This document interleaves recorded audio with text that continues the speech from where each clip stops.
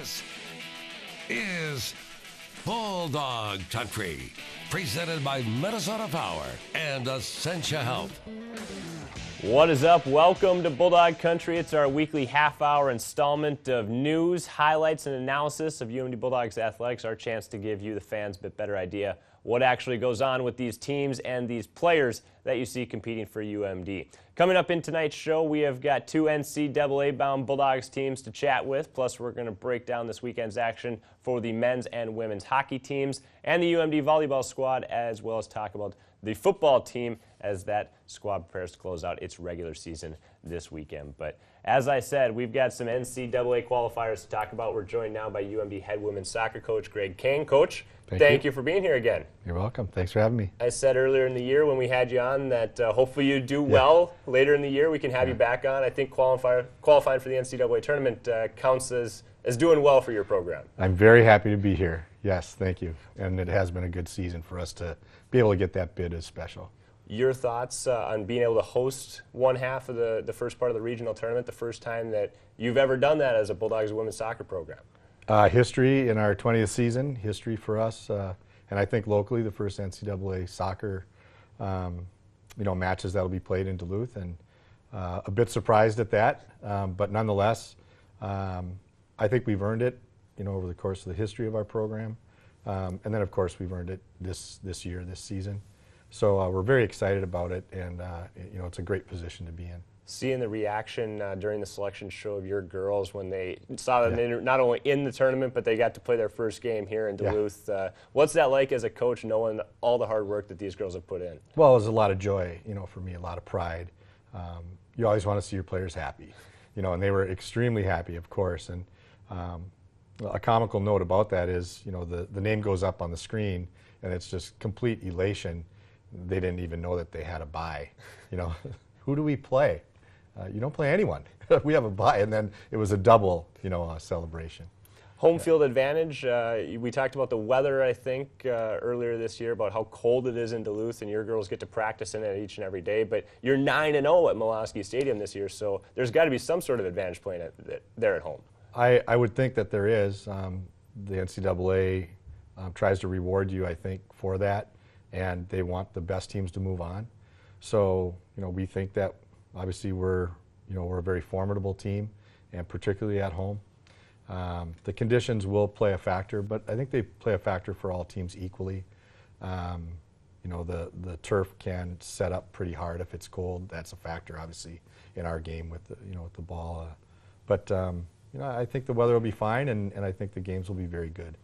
You talk about being a formidable team. Offensively, that starts with your senior captain, Danny Potter, and your junior striker, Maureen Stormont. Those two have combined for a lot of the points. If you look at the stats of the UMD women's soccer team, those two stand out as like over half your points have come from those two players alone. Yeah. So those two are where everything starts for you.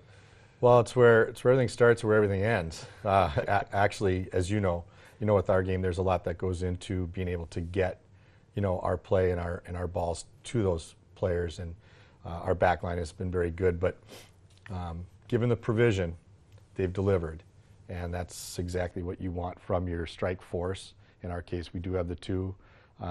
They complement one another exceptionally well.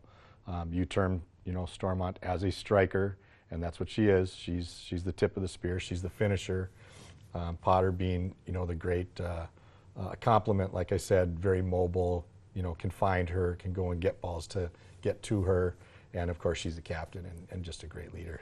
Now that said, even as great as those two are, even as great as any soccer offense can be, you're not going to win every game 4-5-0. This isn't hockey, so your back line and your goalkeeper, Marissa Rosa, have played really well. You've only allowed, I think, over just over a goal a game all season, so that's been good on the back end as well. It's been very good. It's something we're always trying to tighten. Obviously, you want to be under 1, but with us scoring, you can settle for somewhere around 1, of course. But you always want to tighten that in the postseason. If you can really take care of things on the back end, especially with the partnership that we have up front, we believe that we're going to be able to get some results. What do you say to the girls now? None of them have ever played in an NCAA tournament game. They've played through that NSIC tournament earlier this year where they played really well, got to the championship game. But What do you say to them moving forward? Is it just relax and play, try and have some fun? Try and have some fun, relax and play. Trust me. Trust me, what I'm telling you may have worked before. Myself, my assistant coach, have been in this situation. Another assistant coach actually as well, a couple years back. So we're trying to impart on them some of that knowledge that we have, of course. And they've done that down the stretch. They have trusted us, and they've done what we've asked them to do. But just be prepared and use this week to really, rest and get ready. Best of luck to you. Thank you very much, Thank you very Coach. much. I appreciate it. Sunday at 1 o'clock, the Bulldogs will be at Malosky Stadium, win that game, and we'll have you back in, Coach. So awesome. I'm making another deal with you. All right. We're going to take a break here. Coming back, we're talking with another NCAA tournament-bound coach. That's women's cross-country boss, Joanna Warmington. It's Bulldog Country on the My9 Sports Network. Welcome back to Bulldog Country. Joining us for this part of the show is UMD head women's cross-country coach, Joanna Warmington. Coach, good to have you back. Thanks for being here. Thank you for having me. Since the last time we talked to you on this show, your team has gone to the Northern Sun Conference Championship meet and won that. They've gone to the NCAA Division II Central Region Championship and won that. So exciting times for the cross-country team, huh? Pretty exciting. I had one coach just tell me from the NSIC conference, enjoy the moment and ride the wave, and we're doing that definitely. Start with it chronologically. You go to the conference meet where you want to run well and you're able to unseat 5-time defending champ Augustana. How much does that mean at that time to the program, not knowing that the next week you're going to be able to get to the NCAA meet by winning the regional? The conference to us was definitely one of the biggest highlights because it really showed where we've come and where we're going. And to beat the people who we knew were going to be in the top region anyway, Augustana specifically is such a strong program. We knew we had a big challenge ahead of us. And when we won the conference meet, it gave us just a lot of confidence for the rest of the meets to come. And you used that confidence in the region meet to win your first regional title. You've been to the NCAA meet 5 times or 4 times prior. This is your 5th, but it's the first time you get to raise that trophy at the regional meet. So yep. That's got to be a good feeling as a team to be the top team in what's a very competitive cross-country region. Yes, it's always a little bit of, I feel like going in as an underdog gives you the strength and confidence to go in, but now going into regions we were ranked #1, so I felt we had a little bit more pressure to perform like we did at conference. And it's a new day, it's a new race, and everybody has to come up to the line healthy and ready to go and prove that we have some strong runners, we have great depth on our team, and we always have some other people step up when other people may not have their day. Talk about your freshman, Sam Rivard. I'm not going to call her your strongest runner. I don't necessarily know that, but in the 2 biggest meets of the year, she's been your top runner at the conference and then the region. It seems like even early in her freshman year or even in her collegiate career as a freshman, she seems like she's turned a corner now late in the year. Yes, Sam has always been a strong runner. She's mentally strong. She's an aggressive runner. She's excited to come to the line. She's like a type of person like, you have to beat me today. And you need that kind of attitude. She definitely has turned the corner in the last month. Her workouts have just been phenomenal. She's gained a lot of speed and strength. But she's also a person that does a lot of extra work on the side. She runs 2-a-days. She follows her diet. She follows the lifting program. So she's got some high goals set for herself, and I really believe she can achieve them at the national level. After both the conference meet and the region meet, you said about your team that they broke away from the pack early, and that's what you wanted to see. Do you have a lot of front runners, people who like to be at the front and don't really like to, outkick people at the end? They want to be leading right from maybe that first kilometer on?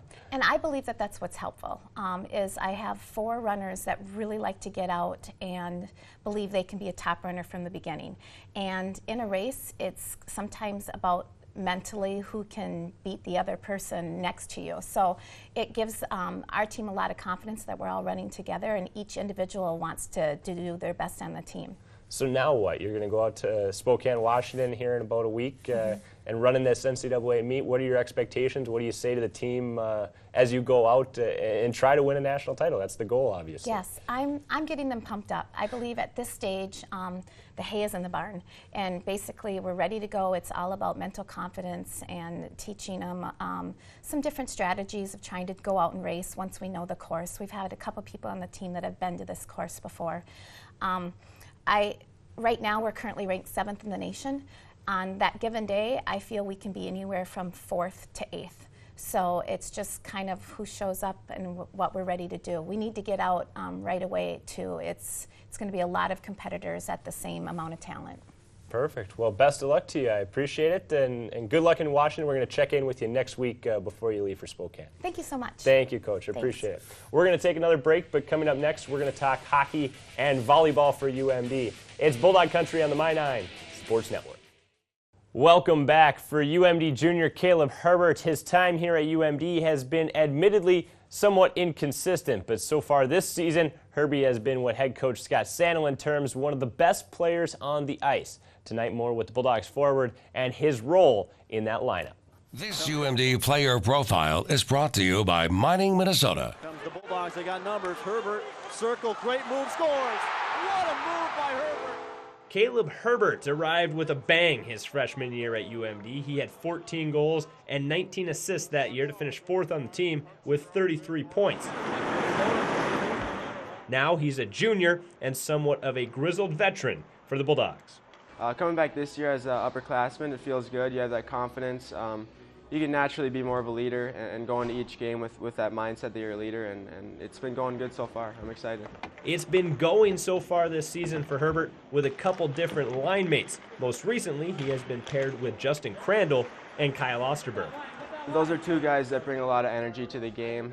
They're fun to play with. They hound pucks down, create turnovers, and that's how the offensive chances are going to be created with playing with guys like that. They're fun. He's one of the most skilled players I've ever played with, and he has a knack for getting open and finding the right places. And he's so fast and skilled, it makes it easy for a guy like me to find him in the slot. And he's a guy that you give him opportunity, he's going to score.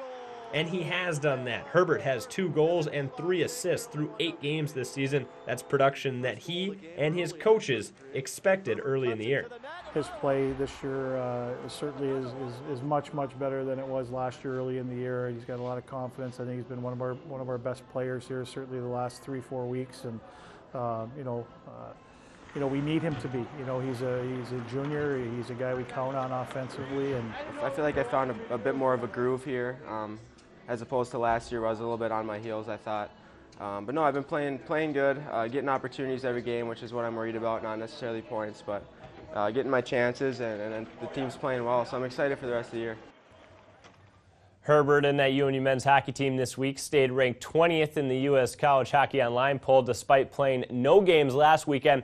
Now it's back to work for the Bulldogs as they prepared this week for a 2-game set on the road against number 13 ranked North Dakota. We are carrying both games this weekend from Grand Forks right here on the My9 Sports Network. 7:30 on Friday, 7 o'clock on Saturday. Our coverage starts. 2 big games for UMD in that National Collegiate Hockey Conference. it's always a tough place to win, but it's a great challenge again, like every weekend, and to go on the road against another quality opponent in their building. And we've had some great games with them. We've had some some real. We could easily won 2 games last year in their building, and I expect the games to be the same thing. Games are going to be tight. And North Dakota's a great team. Obviously, they're part of our league, and we have a great league. So these games are not only big for the NCHC, but towards the end of the year, the pairwise ranking and stuff like that. These are important games, so we're going to bring our best effort. It's a pretty exciting trip, first off. I mean, it's tough not playing at home for a while, but it's easy to go there and then Minnesota next weekend. So, they got a good team. They're kind of struggling a little bit right now, but, North Dakota's always a good team. So, got to keep doing. I think, we had a good week of practice. Tough having that bye week, but guys are ready to go, and it's a fun, exciting atmosphere to play in, that's for sure.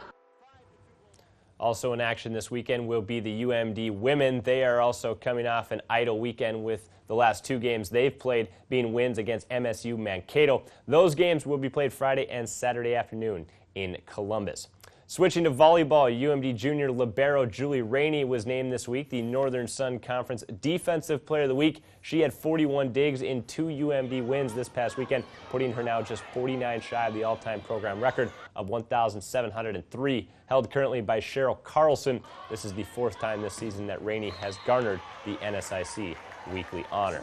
This weekend, Rainey and her Bulldogs will close out the regular season. Saturday's matchup at Romano Gym brings to town conference rival and 6-time defending national champion Concordia St. Paul. The number 1 ranked Golden Bears are one of only 2 teams this season to beat the Bulldogs, who said this week they're anxious for another chance at the champs.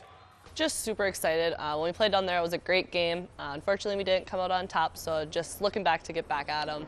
Last game of the season, might as well go out in there and leave it all on the court. I think we're excited just to be home, and it's our last weekend of regular season, so I think everyone's just pretty excited to end our season on a high note and go into the conference tournament with somebody that's pretty competitive to start off, so that's kind of cool. Well, it is our last regular season match. It's a great chance to get ready for the playoff stretch.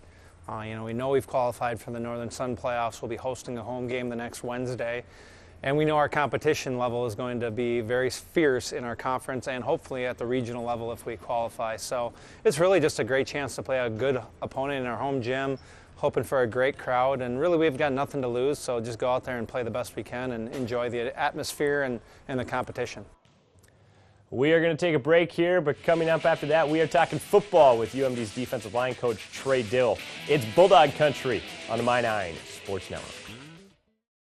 Bulldog Country is sponsored by UMD Stores. Check us out on the UMD campus or online at umdstores.com. Welcome back to Bulldog Country. Joining us for this segment of the show is UMD football defensive line coach Trey Dill. Coach, thank you very much for being here. Well, thanks for having me, Zach. Appreciate it. Coming off a good road win against the University of Mary, Yep. gets you to 9-1 so far this season. What did you see out of your guys that you liked, maybe disliked against the Marauders? We played well against the run.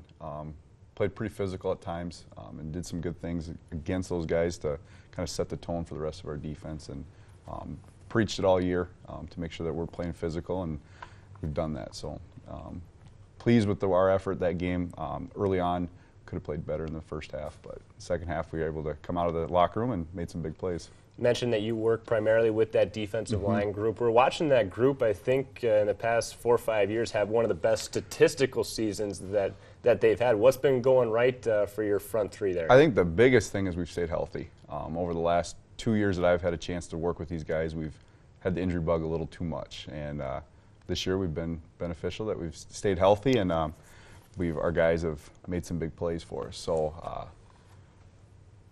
I'd say that's probably the biggest changes for us, and then also the productivity we've gotten out of their experience. I mean, we've got Chris as a 3-year starter, Boom is going to be is a 3-year starter as well, and Bruce Avery played a lot last year, and then our depth, guys that are coming off the bench with Jordan and Wade and Jonathan and Matt. Those guys have really helped us. Jordan, or Chris Vandervest, rather, one of your leading tacklers this year. Anytime you can get a defensive lineman as one of your leading tacklers is a good thing. And what is it about him? He seems to explode off the ball every play. He's always in the backfield when we watch the team play. Chris is a very good athlete, and he uses that raw athleticism to make big plays for us. He's really strong. I think the one thing you talk to our strength staff is he's constantly getting better in the weight room, and those things. And then he's also a very heady football player. He knows a lot. When you ask him about our defense, he has a really good idea of what we're trying to accomplish with the calls we're making and knows how to take advantage of those calls. And he's just an all-around good football player, too. And playing without a cast, I think that's the one thing. People that remember watching us last year, Chris played with one hand pretty much all season. So being able to use 2 hands for him, and he's playing a natural position. He had played some nose guard early on in his career, and now he's playing defensive end, and it's really helped him have a good year. One of the other guys you've got rotating through, you mentioned the depth, is Jordan Bauman. Coming back after sitting out last season, battling cancer for a second time. We all kind of know the story if you're following the team. But how thrilling is it for you as a coach to see a kid like that back on the field and playing well for you this year? It's awesome. I mean, it's quite remarkable to see what he went through last year. From the moment he told me in August, really about a week before camp is when he told me, and he had to go get those scans. And now to see where he's at after a year, it's unbelievable. He's done a lot of things, not only just playing, but just the fact that he's been a contributor. I mean, he's made a lot of big plays for us. Made a lot of big plays this past, especially his senior day against Crookston. I think he had a lot of emotion going into that game. But it's been great to see him out there, and we're looking forward to hopefully getting to see him play a few more football games for us. We had the offensive line coach, Peter Liu, on earlier this season. How much of the success, both for that defensive line, offensive line, is about the other guys on the other side of the ball that you get to practice against them every day? I think that's the biggest advantage we have right now is we feel the hardest time we have is in practice because we're playing against what we feel is the best O-line in our conference. And if those guys can go out and compete and get after our offensive line, that we got a good chance on Saturday to be do well against the other team. It has really helped us, especially those young guys. We talk about those guys playing a lot of years, going against Garth and going against Jake last year, and just that experience has really helped those guys as they've developed and gotten into this season. You got one more game in the regular season. You go to Northern State this Saturday to close things out. It's important here. It might be kind of maybe a lesser team on your schedule if you look at their record-wise, but it's an important game because you got to win it to get to the NCAA tournament. I think they're a team, if you watch them, they've lost a lot of close games. They have a quarterback that, if people that were at the game last year, he ran around all day on us, and he's a good athlete, and they're going to return a lot of guys that people saw. People that get a chance to maybe get out to Aberdeen or listen to on the radio, they hear a lot of the same names that played against us a year ago. They're a good offensive football team. We've watched them on defense a little bit, just crossover film, and they've made plays on that side of the ball. So I know it'll be a challenge, especially going out to Aberdeen. They play well at home. They're well coached, so it's definitely a team that has a record that doesn't look as tough as you think the team is, but they're definitely a program that we've got to play well, and we're going to have to play with a little fire to get after them on Saturday. Well, best of luck to you. Thanks for being here, Coach. Thank you. Appreciate it. Good luck to you. Thank you. Before we close out our half hour tonight, we're going to look ahead to next week here in Bulldog Country. Men's and women's basketball has a home doubleheader Tuesday against Twin Ports rival UW Superior. The volleyball team will get started on the Northern Sun Conference playoffs. Men's hockey on the road against in-state rival Minnesota. Women's hockey here at home against Bemidji State. The women's cross-country team will be at the NCAA Championships next Saturday, and football is likely, I say likely because it's not guaranteed, to host an NCAA tournament first-round game that same day at Molosky Stadium with an opponent yet to be determined.